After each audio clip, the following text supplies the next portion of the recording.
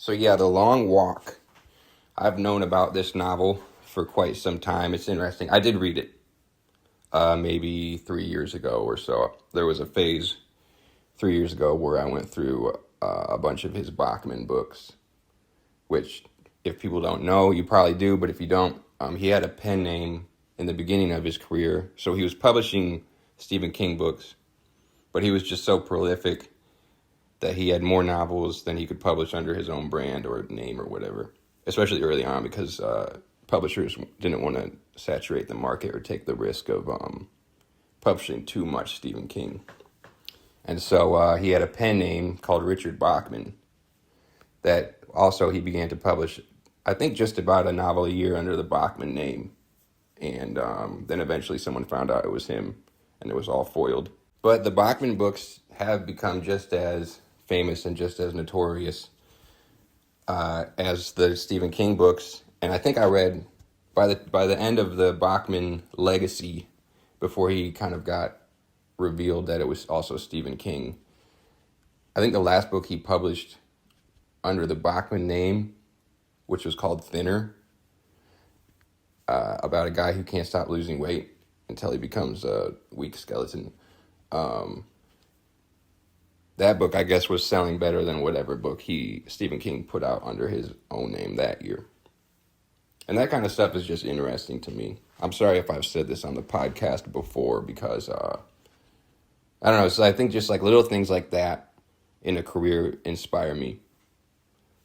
And they make me think about my own, what things I could do. Not necessarily pen names, but just like being prolific or being creative in what you do to get your art out and stuff like that. But anyway, this Long Walk book, I had kind of just so feelings about it. I'm glad I read it, and I did understand its mystique and its sort of draw that people had towards it.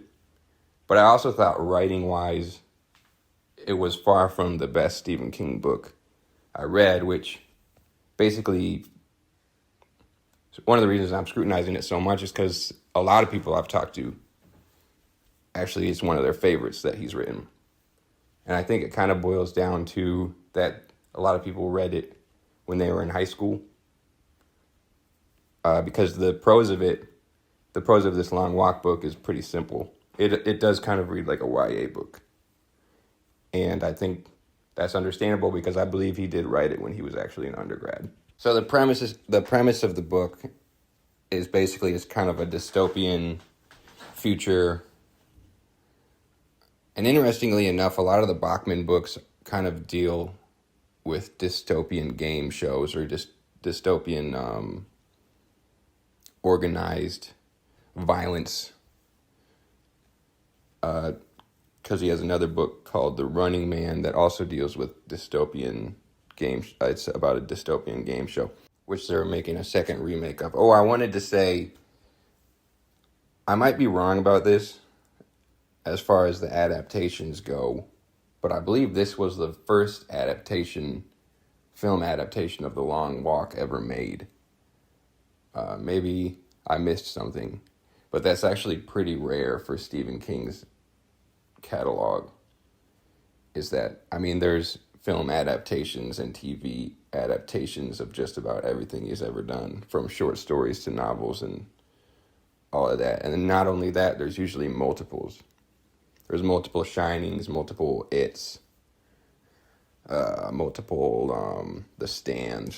But I believe this was the very first Long Walk adaptation, which it was published in the 70s, and now it's over 50 years later. Or no, I think it's probably 46 or 47 years later, finally they're doing the adaptation on film.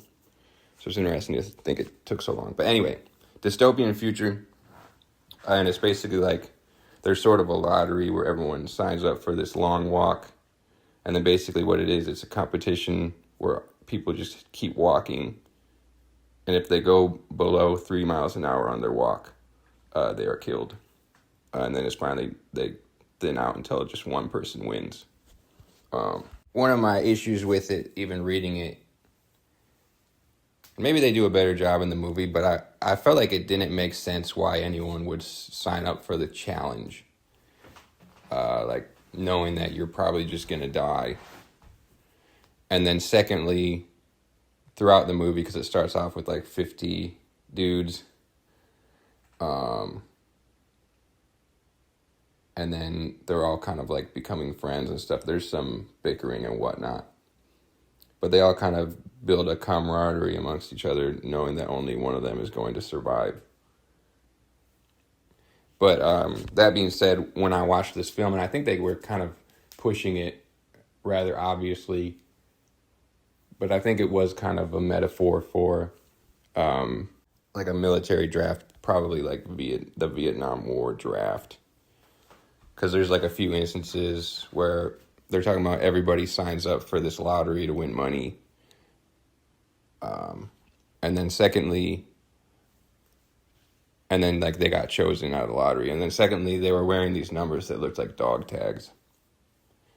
And like, yeah, just stylistically, I felt like it was kind of being suggestive of military. I mean, they were being followed by tanks and stuff and soldiers when they were doing this walk.